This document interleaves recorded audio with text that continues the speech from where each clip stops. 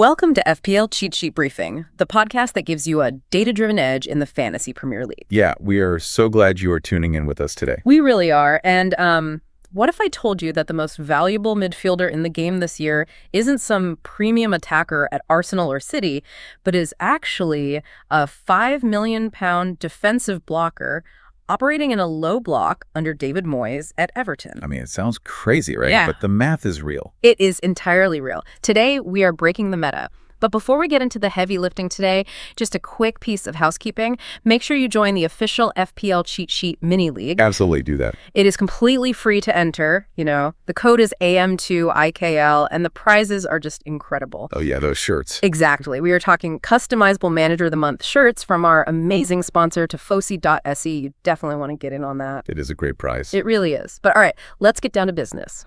Today, we are taking a deep dive into the midfielders, from the 12.0 million heavyweight down to the 4.5 million pound budget bench enablers. And for those of you following along visually on YouTube, we are currently syncing up with the players list on FPLCheatSheet.com players. Right. So we have it filtered specifically to midfielders and sorted right now with the highest price right there at the top.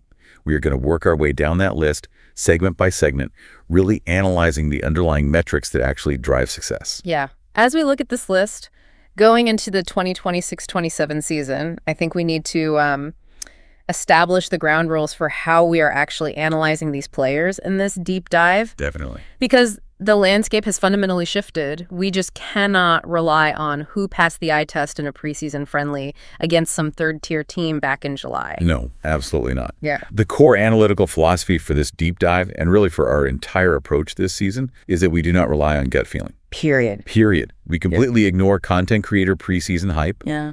Our North Star is strictly, ruthlessly checking the xStart percentage. The expected start percentage. Exactly. That is the metric that separates winning managers from the rest of the pack. Let's actually pause there and explain the xStart percentage for a second. Because honestly, I see managers fall into this exact trap every single year. Oh, all the time. You watch a compilation video, you see a flashy winger doing stepovers, you buy him, and then Saturday arrives and he is just sitting on the bench. The absolute worst feeling. When he comes on in the 82nd minute, runs around, gets a yellow card, and gives you one single point. Yeah, it is the single most destructive thing that can happen to your FPL rank. Completely ruins your weekend. Right, so the xStart percentage is our algorithm's way of quantifying tactical security.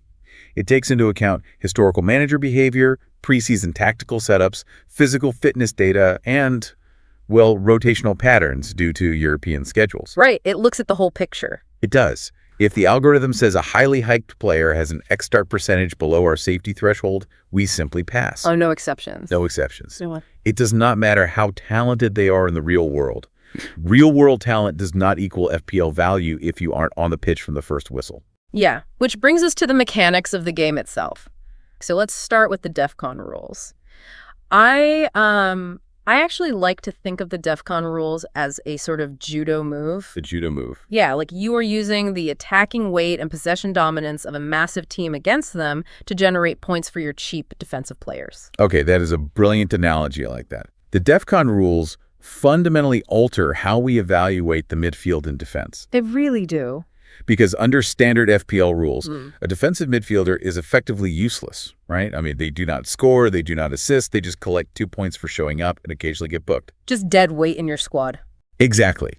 But under the DefCon system, midfielders and defenders can earn 2 extra points if they achieve specific defensive metrics.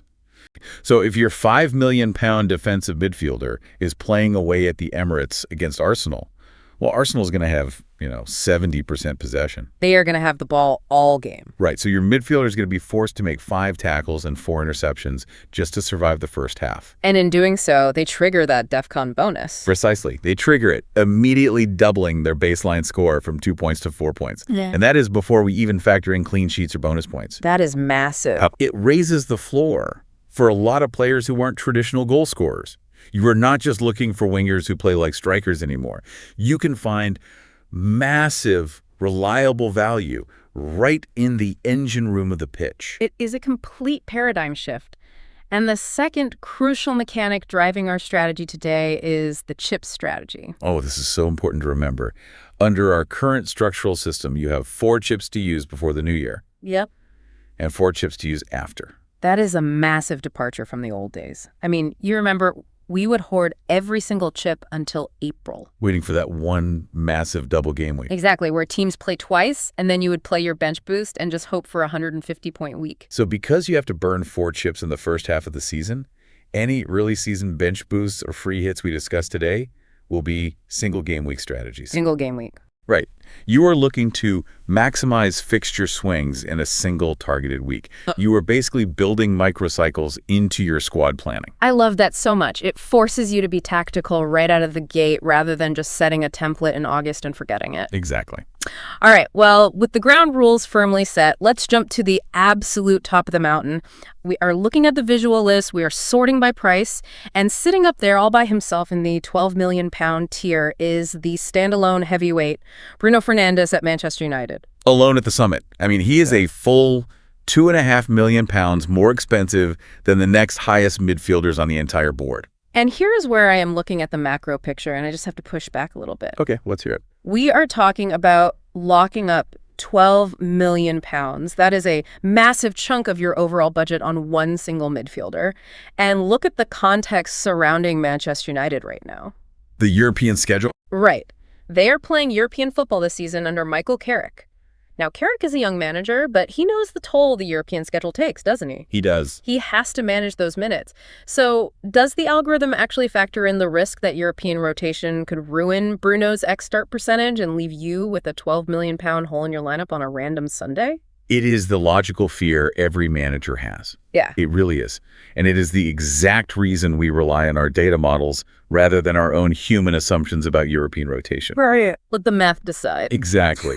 So is he worth locking up that much budget? The algorithm says absolutely unequivocally yes. Wow. Even at $12 million. Let's look at the sheer weight of the numbers. Last season, Bruno Fernandes scored an astounding 235 points. 235. I mean, in modern FPL, breaking the 200-point barrier is the hallmark of an elite season.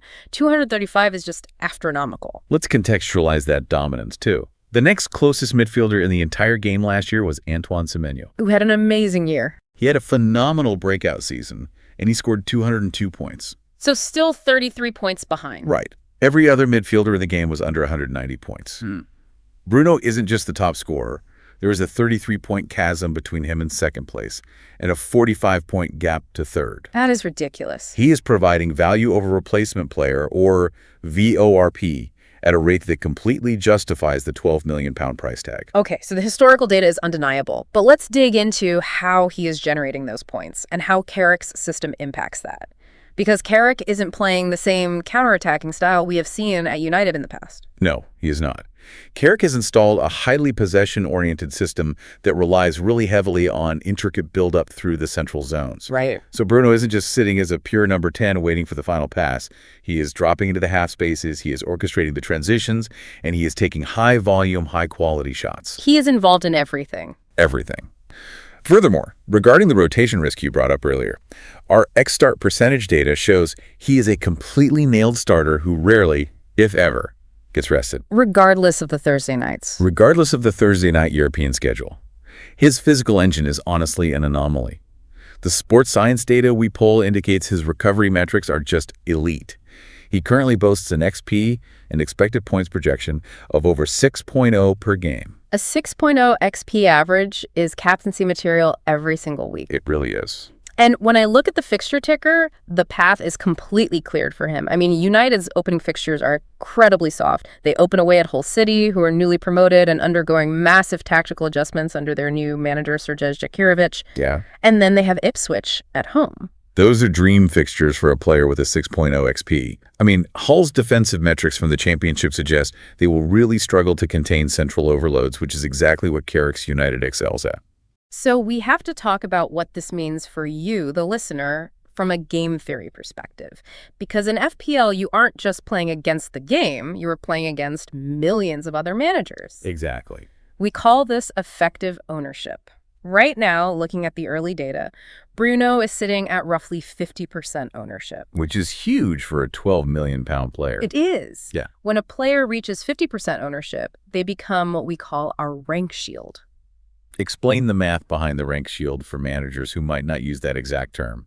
Yeah, so if 50% of the game owns Bruno, and a large portion of them put the captain's armband on him, which doubles his points, his effective ownership might push up to 80 or even 90%. Right. If you do not own Bruno and he scores 2 goals against Hull City, your overall rank isn't just going to stay flat, it is going to plummet into the abyss before September even starts. It is terrifying. Every point he scores actively damages your rank because the vast majority of your competitors are benefiting from him. Going without him isn't a bold differential play. It is mathematical suicide based on these opening fixtures. It is a terrifying prospect to bet against that kind of underlying data. But part of our job in this deep dive is to explore every avenue. Let's play devil's advocate. Let's say you look at your squad structure and you decide that tying up £12 million just restricts you too much. You want to spread the wealth, maybe upgrade your defenders, build a deeper bench. Okay. If you do decide to fade Bruno, you have to drop down a full £2.5 million to the £9.5 million tier to find your premium alternatives. And if we are taking on the massive risk of fading Bruno, we mathematically have to find market inefficiencies in the 9.5 million tier to fund the rest of our squad. We do. So let's look at that tier. We have a really fascinating duo here. Cole Palmer at Chelsea and Bukayo Saka at Arsenal. 2 massive names. And both of them are projecting an average XP of around 5.50. A very solid expected points return, and one that gives you £2.5 million in change compared to Bruno.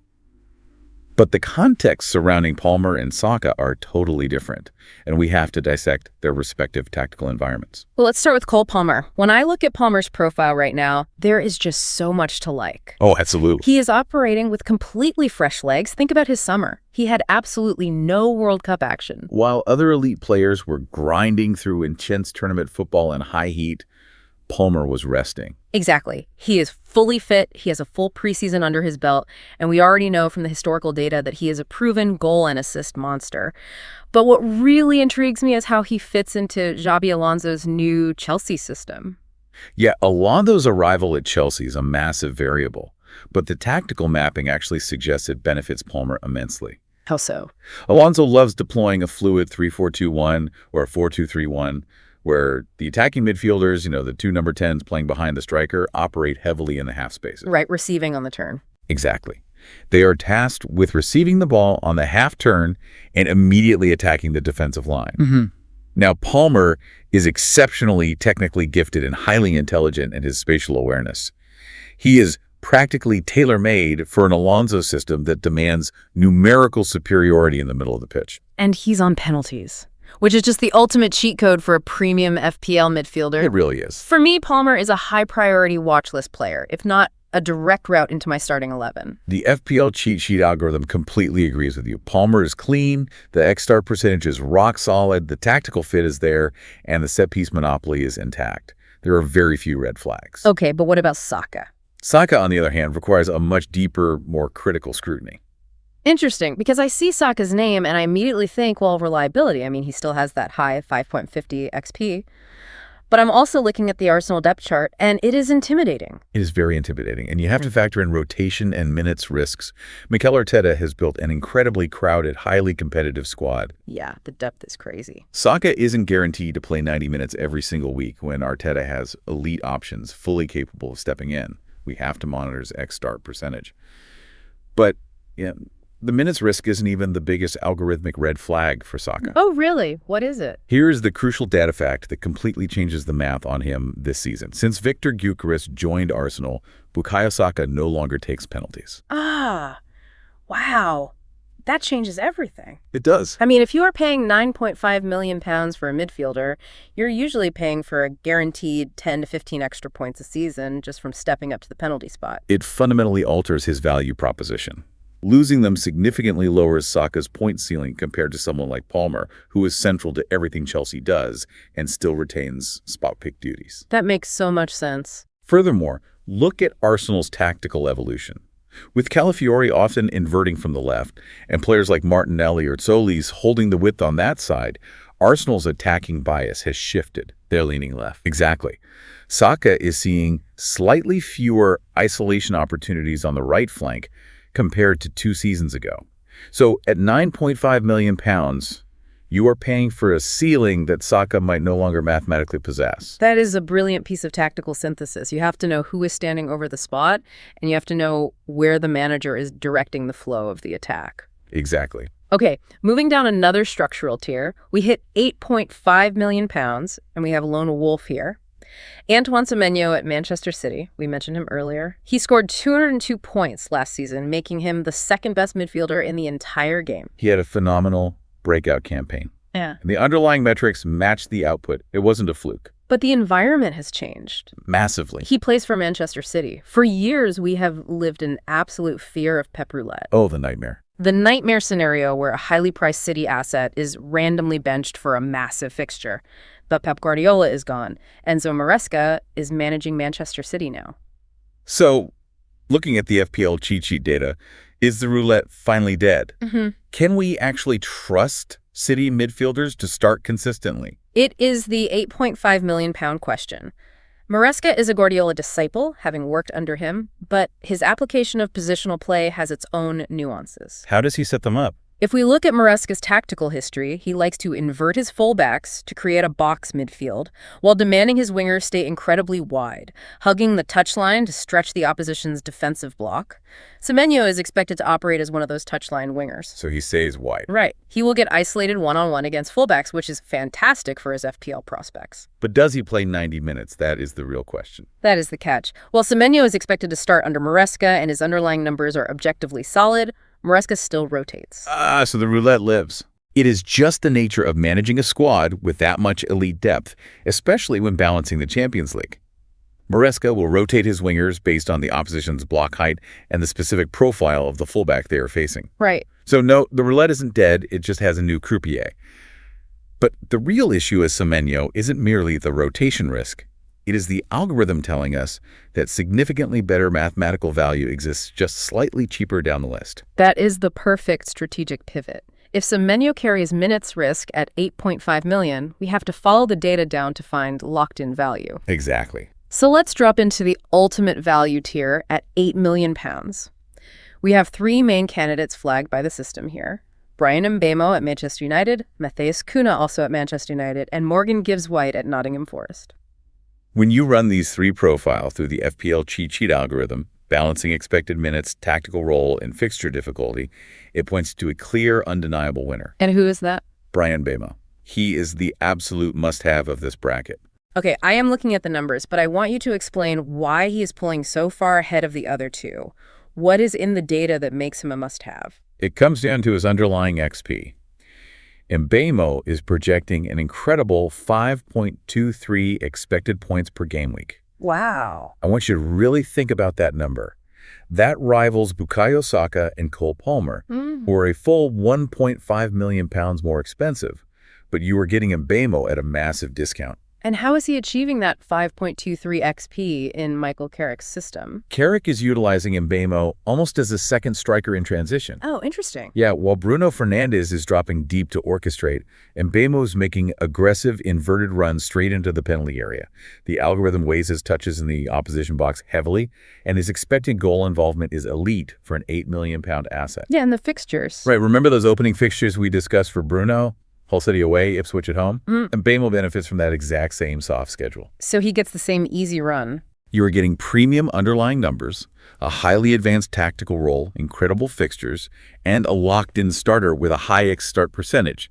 The algorithm absolutely loves him. So we lock in Mbeumo as the optimal £8 million play, but I have to ask about fading the other two. Sure. Let's start with Matheus Cunha. I mean, he is at the same club as Mbeumo, playing under the same manager with the exact same dream fixtures. Why pass on him? Because in FPL, real-life tactical utility doesn't always translate to fantasy points. Cunha's role in Carrick's lineup is currently uncertain, and his xStart percentage is significantly lower than Mbeumo's. Okay.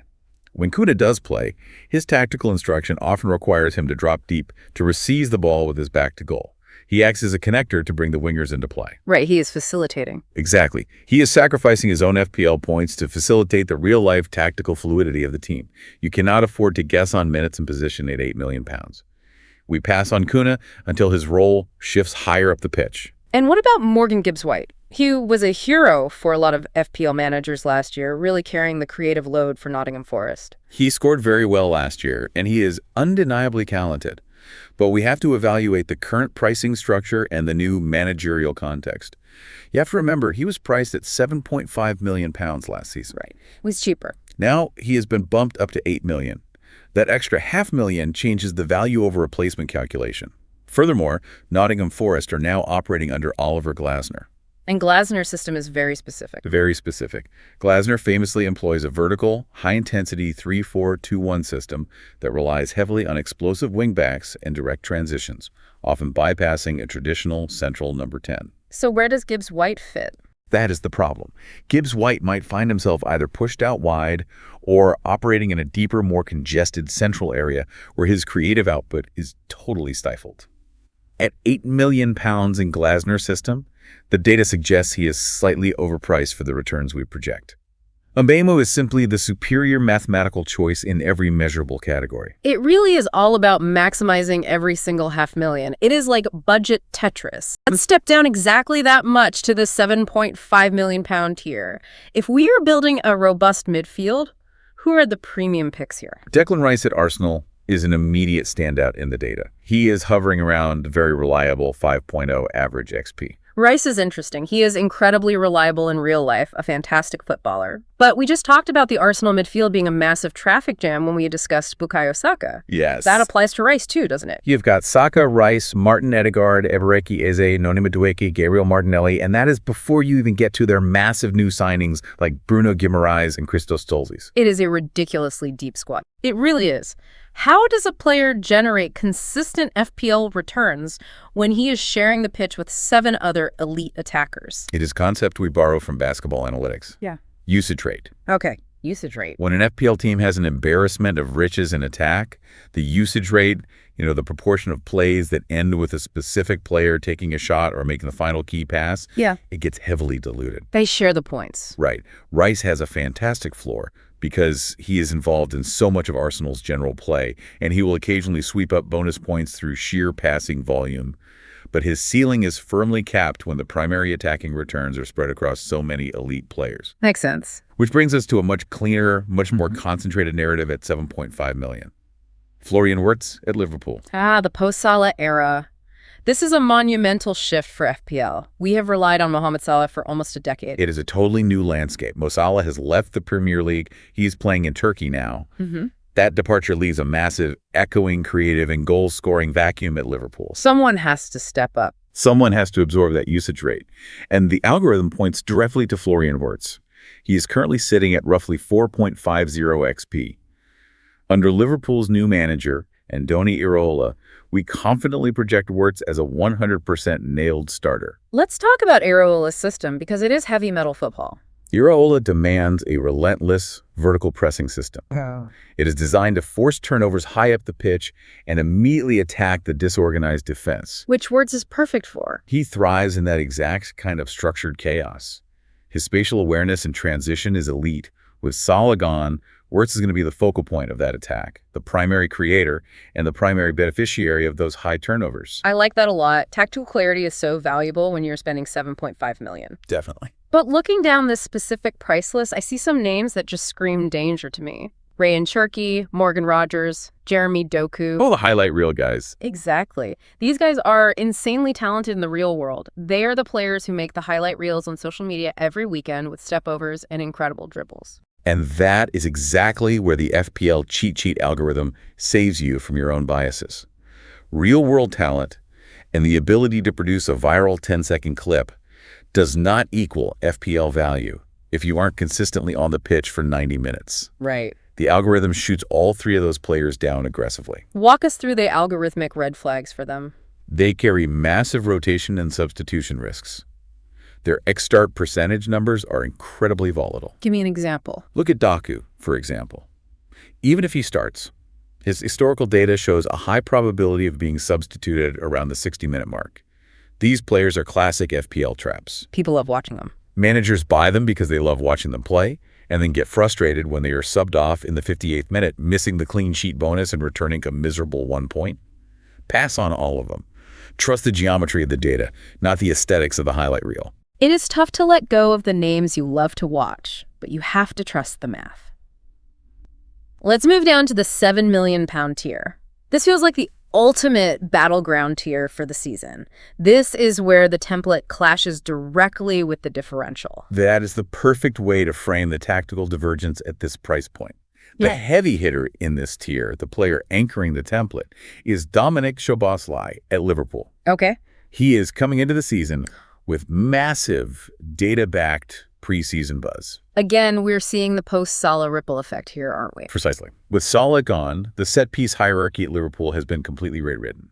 Szoboszlai takes over indirect free kicks, he takes corners, and there's a very strong statistical probability he takes over penalty duties as well. That is huge. Let's look at his pricing history to understand the value proposition. He finished last season costing £7.1 million. He starts this season at $7 million. So you are actually getting a price drop on a player whose responsibilities have massively increased. Exactly. He has multiple avenues for points. Open play, assists from corners, goals from penalties, plus a highly secure tactical role under Iraola, and a favorable price point. Because the community recognizes this, his ownership is already sitting at over 40%. He is a true template staple. Right, and for the newer listeners, when we say template, it's like investing in a reliable blue-chip index fund. You know exactly what you're getting, the returns are historically steady, it's safe, and almost everyone else in the game has it in their portfolio. It acts as a rank shield, like we discussed with Bruno. Exactly. But let's say I'm trailing in my mini-league early on, or I just like to play an aggressive high-variance style. Give me a high-upside tech stock alternative at $7 million for managers wanting to break that template. If you want to break the template, step away from the safety of Szoboszlai and swing for the fences, your algorithmic answer is Phil Foden at Manchester City. Foden at $7 million is incredibly tempting. It is. Foden has a very similar underlying XP to Szoboszlai. We know his ceiling is astronomical. He's capable of scoring a hat-trick against any team in the league. Right. But, and this is a massive but, he carries that Enzo Maresca rotation risk we talked about with Semenyo. He might play 90 minutes and score 15 points, or he might come on for an 8-minute cameo at the end of a match where City's already winning 3-0. Returning you 1 point. Exactly. That variance is stomach-churning for a manager relying on a £7 million asset. It requires a strong stomach. But if you can handle the variance, look at the game theory aspect. His ownership is sitting at just 6.1%. Oh, wow. If Foden hauls while 40% of the game is sitting on Szoboszlai, it is a massive, immediate rank-boosting differential. You will leapfrog thousands of managers in a single afternoon. High risk, incredibly high reward. It depends entirely on your risk tolerance. Are there any other names at $7 million we should be tracking in the data? Yeah, there are two major ones, but they are flagged by the algorithm as strictly wait-and-see assets right now. Bruno Fernandes at Arsenal and Enzo Fernandez at Chelsea. Why wait and see? Both are elite midfield talents operating in new or rapidly evolving tactical setups. We need to stay away until their xStart percentage stabilizes and we have a clear data sample of exactly how Arteta and Alonso intend to use them in the Premier League. Let other managers take the early risk. We will wait for the data to confirm their roles. Okay, let's keep digging. We dropped the £6.5 million tier, and this is where the FPL cheat sheet algorithm really earns its keep. This is where it starts unearthing some serious hidden gems that the general public is completely ignoring. This is exactly where you win your mini-leagues. You do not win by just owning the same premium players as everyone else. You win by finding market inefficiencies in the mid-price tiers. Yep. And the ultimate algorithmic secret in our data right now is Ismaila Sarr at Crystal Palace. Crystal Palace under Pierre Sage. What is Sage doing tactically, and what makes Sarr so special in the data? Pierre Sage has implemented a very high-tempo, direct attacking style at Palace. He wants vertical transitions, moving the ball from back to front as quickly as possible to exploit spaces behind the opponent's defensive line. Okay. The algorithm absolutely loves Ismaila Sarr in this setup. Sarr is the spearhead of these transitions. Our data shows his xStart percentage is exceptionally high. He is a completely nailed starter. And his form. We factor in physical and psychological momentum too. He is coming off a fantastic World Cup campaign for Senegal, so his fitness levels and confidence are absolutely peaking. And the ownership. The best part is his ownership. He sits at under 10% right now. The wider FPL community hasn't recognized his new role under Sage yet. They are sleeping on him. Totally sleeping on him. If you use the auto-generated FPL cheat sheet drafts on the site, Sarr appears in almost every single optimal build. He is statistically underpriced for his projected output. That is the exact kind of nugget we are looking for. You are buying a premium tactical role at a mid-tier price. Now, here's a name on the list that I genuinely didn't expect to see being relevant at this price point. Elliot Anderson at Manchester City. Yes. How does a £6.5 million player at City provide actual reliable value? Surely he's not getting forward and scoring hat tricks in Maresca's system. He is absolutely not. And that is where we have to shift our FPL mindset away from just goals and assists and back to the FPL cheat sheet mechanics we outlined at the top of the deep dive. Right, the DefCon rules. Exactly. Anderson moved from Nottingham Forest to City, and the preseason mapping shows Maresca expects to play him in a very specific, deep defensive pivot role. We are bringing back the judo move. Yes, and this is a masterclass in exploiting the rules. Anderson's offensive returns might be negligible, but look at his position on the pitch and his tactical instructions.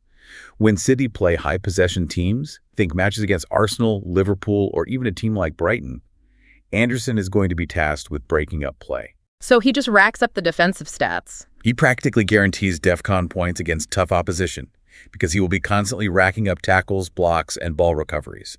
He offers a highly stable, mathematically predictable floor of points for just $6.5 million, which is incredibly rare and valuable for a City asset. It is a completely different, highly analytical way to build a score. I love it. Give me one more purely differential play in this $6.5 million tier before we move on. The ultimate differential pivot here is Dango Ouattara at Brentford. Look closely at his underlying numbers. He boasts the exact same expected points, XP, as Dominic Szoboszlai. Wait, really? The exact same XP as the £7 million template staple who is owned by 40% of the game? The exact same. But Ouattara has less than 2% ownership. It is a staggering mathematical discrepancy in the market. Why is he so cheap then? Now, there is a logical reason for the price difference. Ouattara lacks the set-piece monopoly that Szoboszlai enjoys at Liverpool. He relies entirely on open play returns. But if you are building your squad draft and you find yourself exactly £500,000 short of affording Szoboszlai, Ouattara is an incredible, low-ownership pivot that doesn't force you to sacrifice underlying expected points. That is a phenomenal squad building tip. It is about knowing your escape routes when the budget gets tight. Before we leave the $6.5 million tier, are there any major names the algorithm tells us to pass on? Two big high-profile passes. First, Martin Ødegaard at Arsenal. Really? He is a brilliant real-life footballer, the captain of the team. But the MPL data show his teammates absorb almost all of the final attacking returns, the goals, and the primary assists. Ødegaard often plays the pass before the key pass. Hockey assist. He is the hockey assist king, and FPL simply does not reward that adequately. Second, James Maddison at Spurs. Under De Zerbi. Right, Roberto De Zerbi has taken over at Tottenham, and his complex bait-and-press system is still taking shape. Maddison's xStart percentage is currently too volatile under De Zerbi to risk $6.5 million on him, as on both for now. All right, let's descend into the £6 million tier. This is where the strategy really starts to compound, where the game theory gets incredibly granular. We're looking at what we call the set-piece kings, and a strategic concept we are labeling the fixture swing hack. This is genuinely my favorite tier right now because there are three players who are dramatically, wildly outperforming their £6 million price tag in the algorithm. Who are they? Ndiaye at Everton, Marcus Tavernier at Bournemouth, and Enzo Lefebvre at Sunderland. Let's look at their data because it jumps off the screen.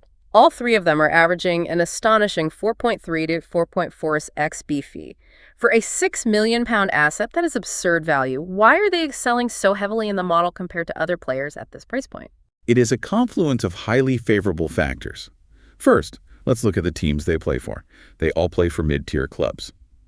Under the FPL Cheat Sheet DefCon rules, playing for a mid-tier team is actually a massive advantage. Explain the duality of that advantage. It means they are legitimate DefCon threats when they play against the Big Six teams, because their squads will naturally cede possession and be forced into heavy defensive actions, allowing these midfielders to rack up tackles and trigger the extra 2 points. Right, they absorb the pressure. But conversely, when they play against lower table teams, they remain the primary, potent offensive threats for their squads. They get the absolute best of both worlds. a defensive floor against elite teams, and an attacking ceiling against weaker teams. And the second factor driving their massive XP? Set-piece dominance. They absolutely dominate dead ball situations for their respective clubs. Ndiaye is on penalties for Everton. Great to know. Marcus Tavernier takes all the corners and direct free kicks for Bournemouth under Marco Rose. And Enzo Lefebvre takes corners and free kicks for Sunderland.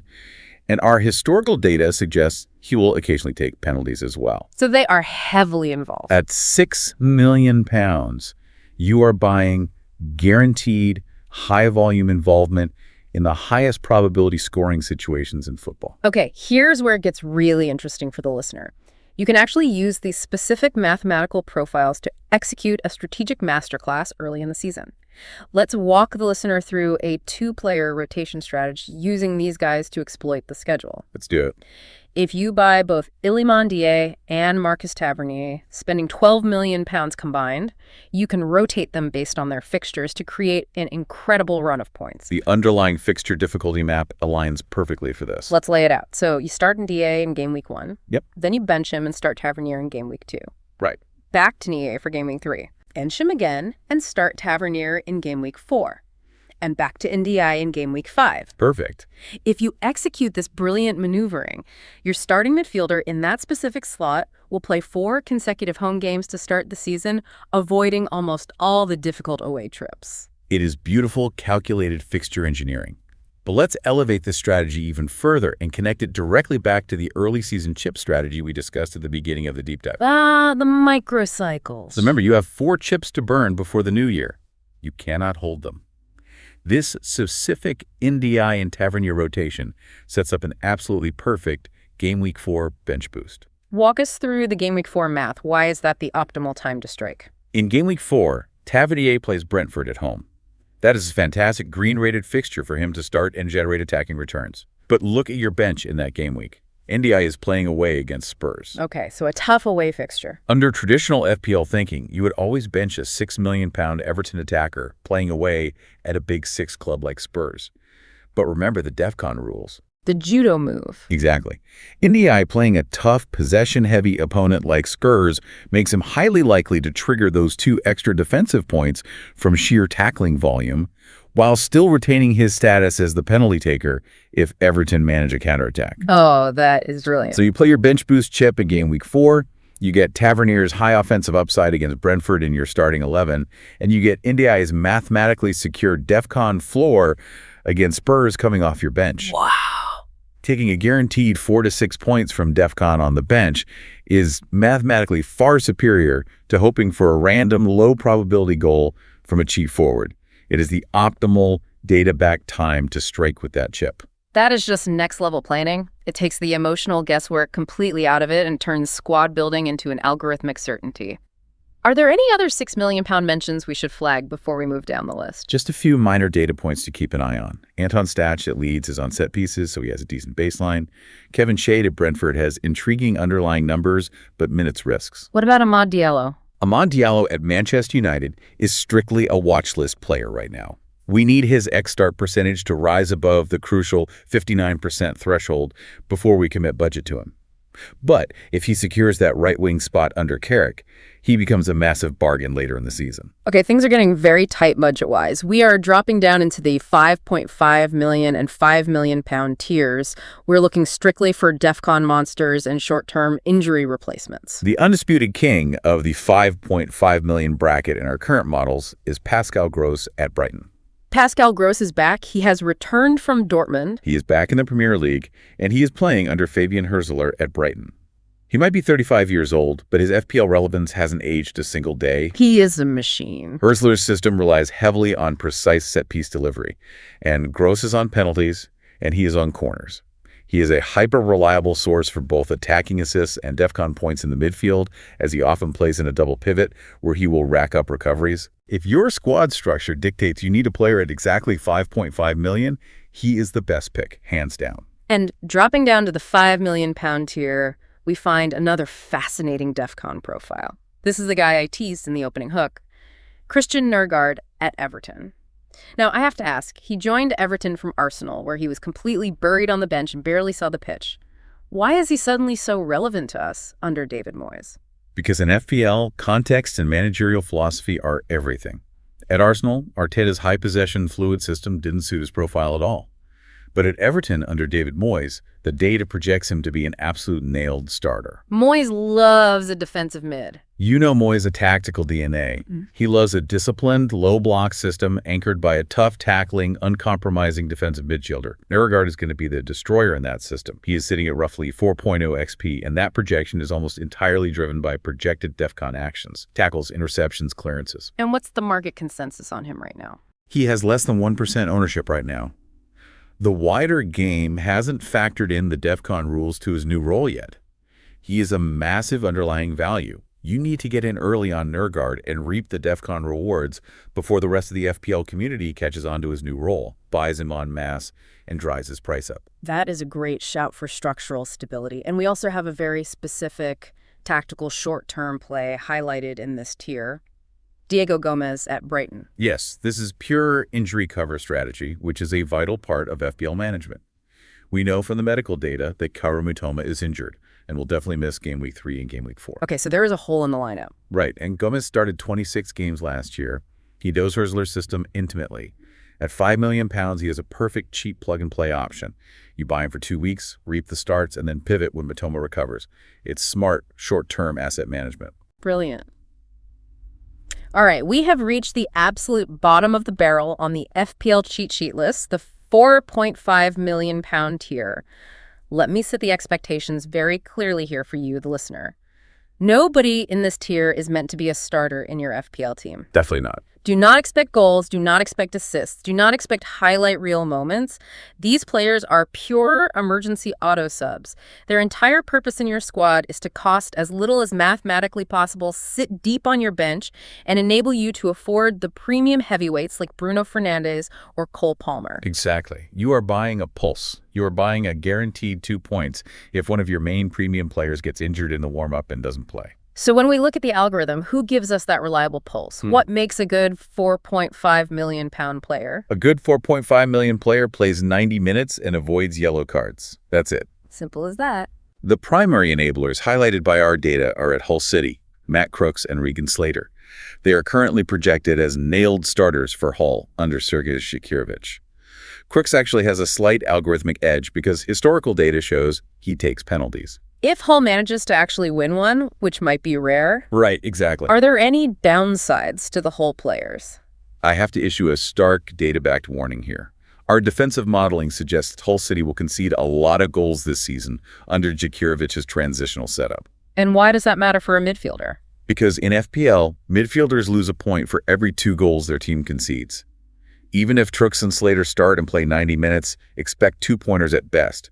And do not be surprised if they occasionally drop a 1-pointer or even a 0-pointer from accumulating yellow cards or suffering heavy defeats. So is there a slightly safer, if completely unexciting, alternative to the Hull City risk? Will Hughes at Crystal Palace. He started 19 games last year for Palace. Yeah. He isn't going to get forward. He isn't going to score.